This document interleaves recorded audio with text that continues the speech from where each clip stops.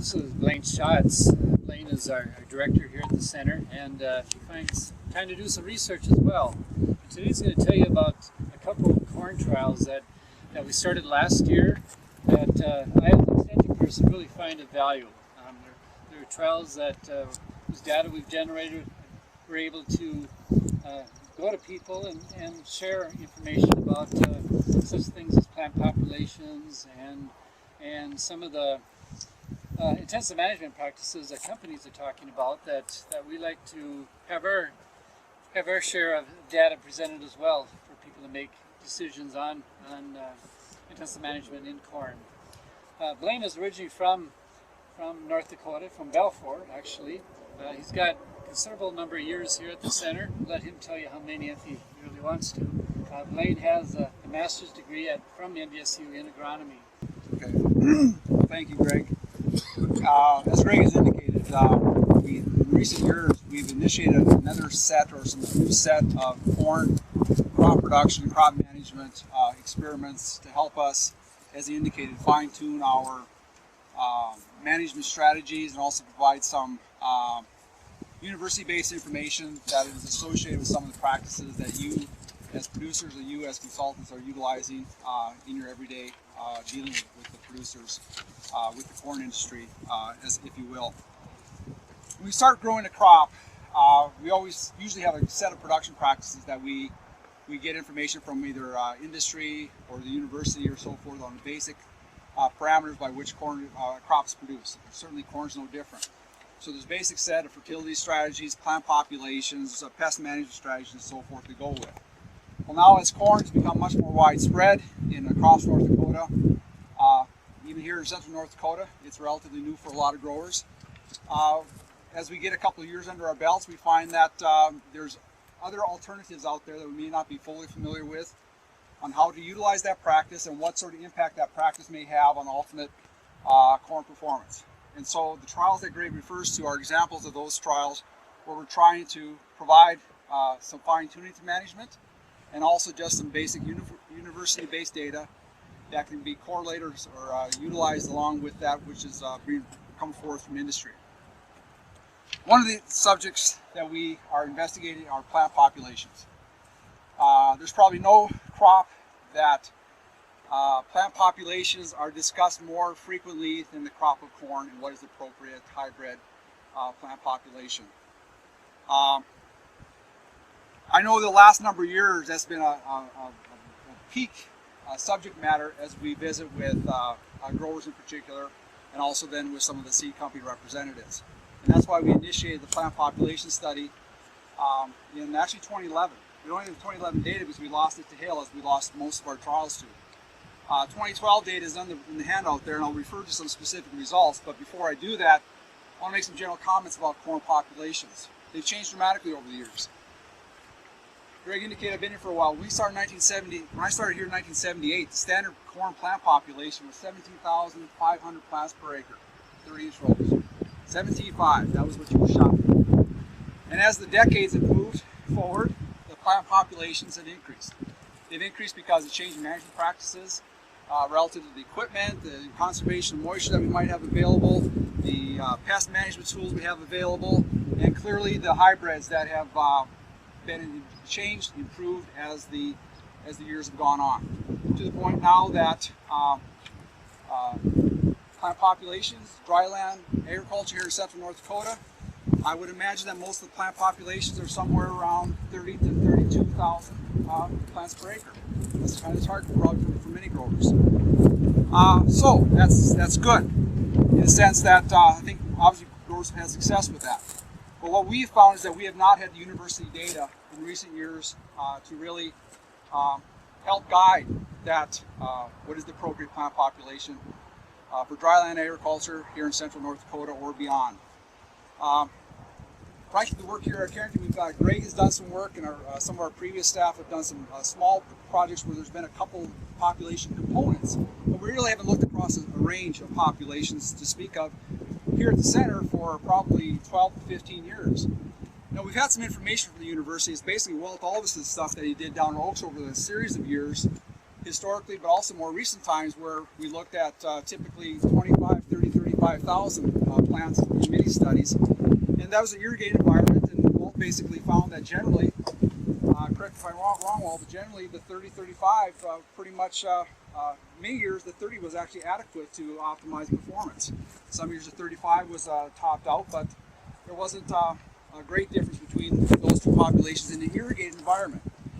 And optimum plant population is going to be influenced, one population is not going to fit all producers because we're all dealing with some different natural resource base. Our soils are different. Typically, probably if we have a heavier soil, higher water holding capacity, ability to hold on to the nutrients a little bit more, maybe it lends itself more to pushing populations a little bit higher because you can capture and hold those resources, important resources of water and fertilizers more readily. A sandier texture soil without supplemental water, maybe it's a little more risky to be pushing plant populations where you can't have the level of water that might be needed to sustain that higher plant population. So again, there's various factors that are going to influence that. So at the bottom line, again, not one size fits all. I think the optimum plant population, or population that is going to be utilized, is clearly going to be influenced by cash market and what kind of yields you're getting.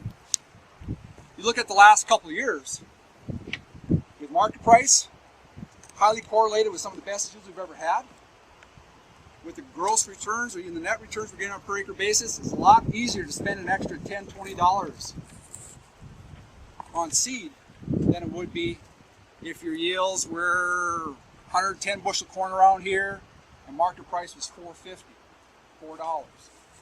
Because again, corn has gotten to be around, it's always been a significant input. It continues to be a significant input in terms of cost.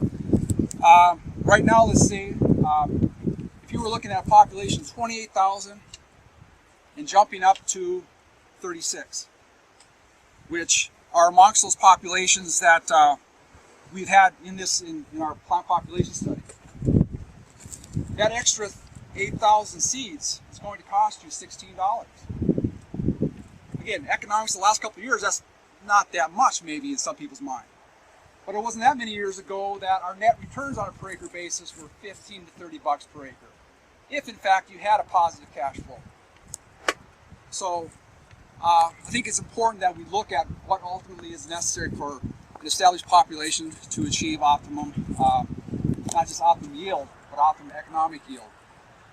One last thing before I go into some specific data is, if we're looking at 30,000 plants per acre, we want that as our final population.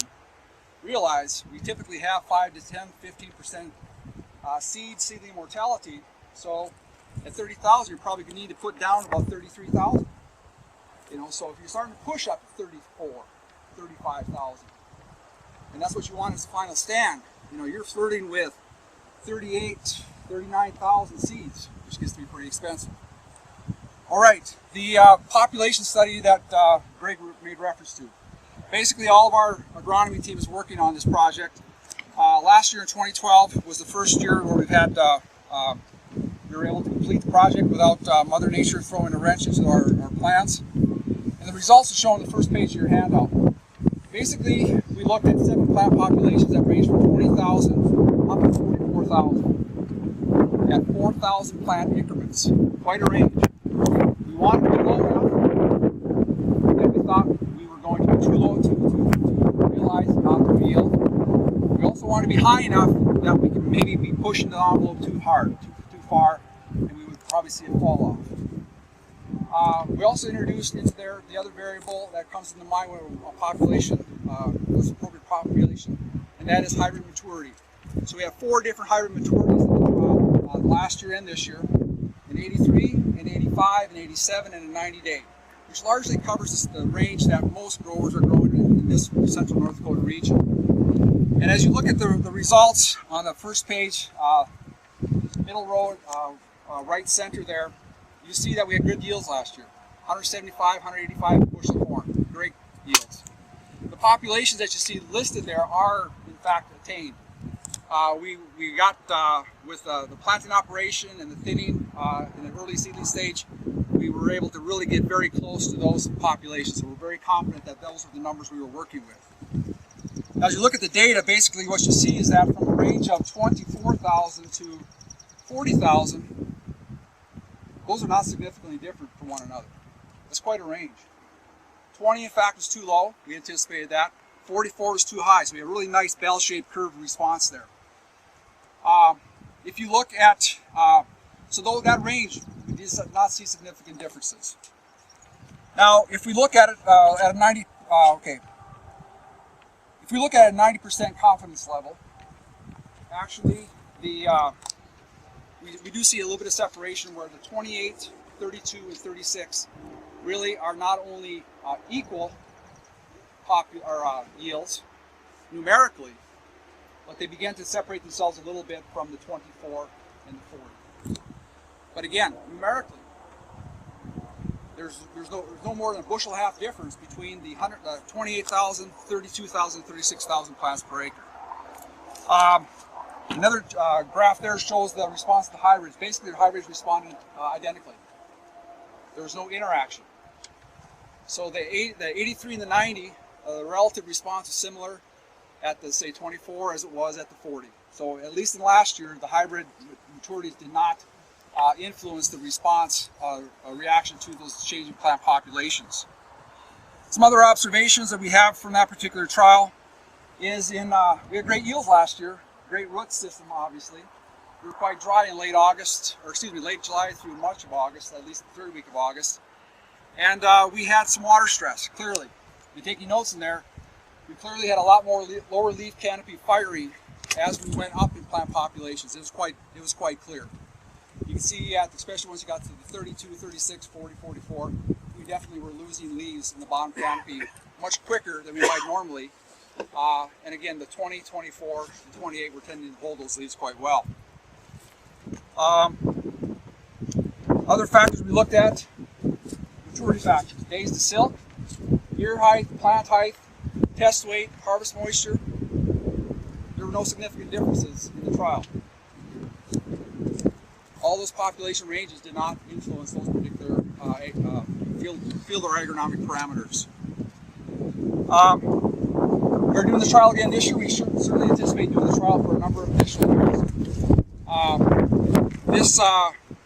Results that we're seeing really, I think, correlate well with some of the work that was done quite extensively at the University of Minnesota by Jeff Coulter, where he put together a summary of 34 different environments in the late 2008 to 2010, given maybe a couple more years in there. But basically, they went from populations that ranged from around 15 to about 42,000, something like that, 45,000.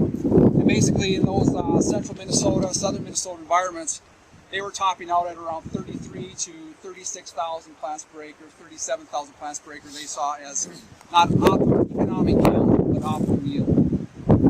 Okay, the other study area that we're going to talk about is maybe build upon some of the things that you heard Mike talk about that Mike, Greg, Justin, Jasper, some of the others we're working on. And that's related to some of the other input strategies to try to push corn even further in terms of what we can expect on performance. A lot of trials we look at individual parameters, populations such as we just talked about. We got weed control experiments, we got fungicide experiments, fertility experiments, and so forth. This particular experiment behind me is our intensive management trial. This is a trial we just initiated in 2012 here at Carrington. We also have a second environment both in 2012 and now in 2013, and Dr. Joel Ransom, our NDSU Extension grass agronomist, if you will, also has an environment down in Prosper where he's looking at the same set of parameters. But basically, this is a project funded by the North Dakota Corn Council where we're bringing together a number of these parameters. Last year's trial included the issue of different relative maturities. So we had a couple different hybrids in there with a range of relative maturities, 83 and 90. We looked at seed treatment. Standard corn seed treatments are basically insecticide, predominantly insecticides. But we also had insecticide treatment, or seed treatment, where we included a nematicide. Down in the southeastern part of the state, evidently there's getting more questions about the impact of nematodes on not only the soybean but also corn. And a number of our corn seed treatment products now do include nematicide. The seed treatments we have in here are basically the Poncho 250 coupled with Poncho 250 plus the Votivo. Votivo is the nematicide component. So we've got hybrid maturity, seed treatment contrast, and then we have, as main treatment effects we're looking at, the issue of fungicide application that you guys have been talking about. Basically, the main treatment we're looking at is the headline at 8 ounces per acre applied at VT, or basically the tassel stage. Greg in particular has done a lot of work here at Carrington over the years on that. Mike has expanded that along with Greg these last couple of years. And I believe that maybe the comment's already been made that more of the years than not, or most of the time, we haven't seen a response. But it's a variable that's relatively common out there, and it's within the trial here. Besides that, then we looked at a number of other sub-management factors that included pop-up fertilizers, either monoammonium phosphate or the Micro Essentials MES product, and we're also looking at foliar application of foliar nutrient or foliar fertilizer at around V4 to V6, and then also an application of fungicide. Once again, it would be headline in this particular case applied at VT, at V6. And so quite a number of parameters, trying to bring in multiple approaches towards enhancing corn performance together in a strategy. Last year's results, again, are shown in some of these slides. Last year's trial was pretty dramatic as it started out. On the third page of the handout, you'll see on the top few pictures, you'll see that our treatments where we included the pop-up fertilizer. Now, because of our planter configuration for this particular type of trial, we had to use a dry product. So we were using the MAP and the MES. And we're putting down target roughly around 30 pounds of phosphate, and then some associated nitrogen, and in the case of the MES, some sulfur and zinc. It was quite dramatic last year, the response that we had from those two pop-up fertilizers. In the pictures here, you can see a very dramatic difference in plant height, plant vigor, leaf color, the deepness of the green color, and so forth. Very dramatic and quite significant when you scored those particular differences. And so as you look at the pictures, even a week from, 8 days from today, last year, that's what it looked like. Those differences were still quite dramatic. And by the time we got to the first part of tasseling in the latter part of July, you really couldn't tell any difference in the trial. But again, pretty dramatic differences early on. If I'm a grower, I really would not want that field that showed those stunted, smaller, yellow plants. Okay, let's look at some of the results. With the nematicide added, we actually had, there's no significant difference at 95% of the confidence level. And interestingly enough, at 90% there's actually a difference. And we really don't think we have nematodes here, but again, maybe just an artifact there. What was quite, I think, dramatic last year in this particular intensive management trial was that we had a significant response to the fungicide application at tassel. Again, Greg's looked at this many times and only had 1 or 2 instances where he's had a significant response. Last year on this complex experiment, basically we had a very clear response to that fungicide. One might ask, why did we have it last year? Well, one of the other notes we took was kind of the stay green influence, or the retention of green color, retention of leaves as the corn plant was drying down. And it was quite clear where treatments where we had the fungicide at the tassel, that those plants were tending to stay green a little bit longer. Now here at Carrington last year, we actually had some pretty significant stresses at basically from silt on through medium rainfall at least. Maybe we had some plant health positive influences associated with that treatment last year, but again, we did have positive responses. As we look at some of those other sub-management factors, basically, even though we had those dramatic differences early on in the seedling stage, V4, V6, and beyond, it did not carry over to having an effect on our final yield. Yields were similar across all 5 of those management approaches, which was quite surprising, I guess, based off of what we had seen, the magnitude of differences we had seen early on. I have a slide in there that does show what Joel collected for data, some of the summaries of his parameters down across. And he had a not significant but clearly a numeric response to fungicide at tassel. He had a non-significant, maybe numeric response a little bit to the seed treatment. And in Joel's case, he actually had a significant yield reduction where he had his dry fertilizer placed with the seed. In our case, we really didn't influence that here at Carrington with that starter. But Joel clearly had reduced stands wherever he used that pop-up fertilizer dry product in the seed furrow with the seed. I don't know if he didn't get quite the distribution, uniform distribution, but he definitely had a reduced stand, and that carried forth to actually a reduction in yield. This is this year's trial. We modified somewhat. Instead of plant population, instead of hybrid maturity being the main plot, we actually have plant population. We have 26,000 and 34,000 are the main plots, and these other treatments, as I just described, are the subplots within that. And time is about up here, but I do want, I think as you look across the trial, you can see some subtle differences going on out there. Keep in mind, that's all the same hybrid out there. There's the seed treatment difference, but it's the same hybrid genetics out there.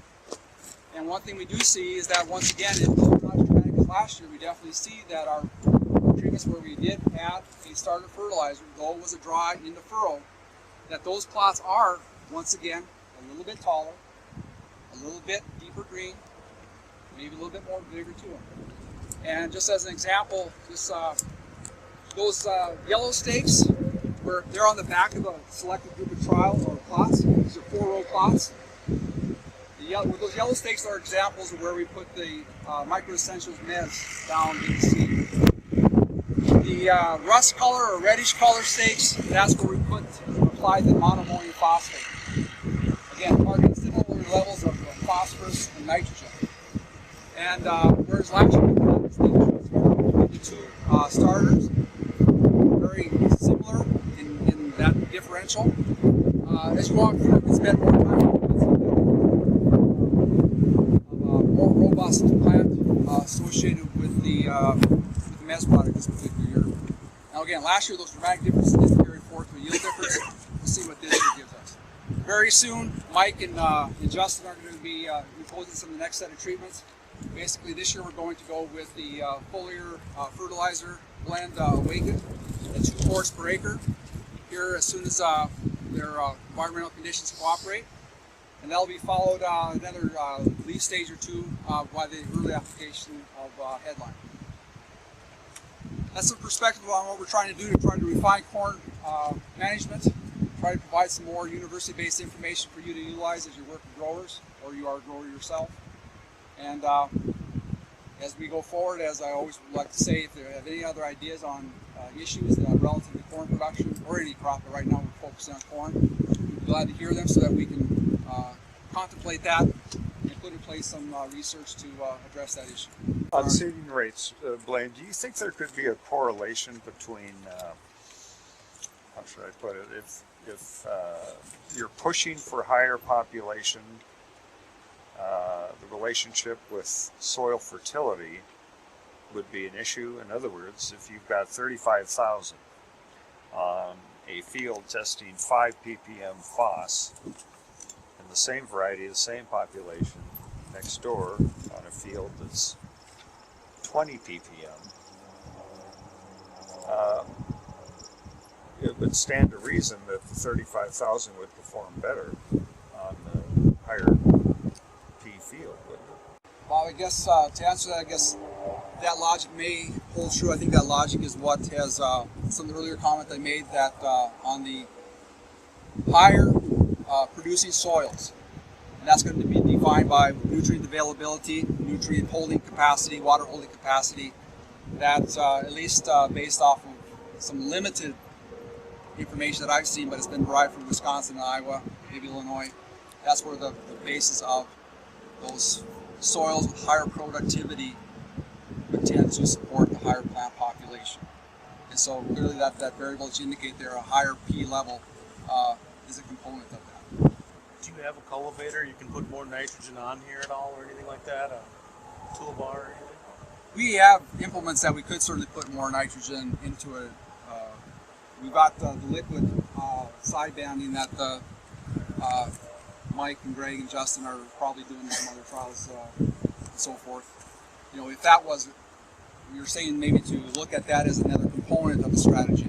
Basically, this, with the exception of the starter and the foliar, the balance of the plant's nutrient requirements have been met with previously applied to planting fertilizers. On this piece, we got about 185 of nitrogen, about 32 of B in the zinc section. But that's again, that's another component of strategy that I think we actually could be geared up to address.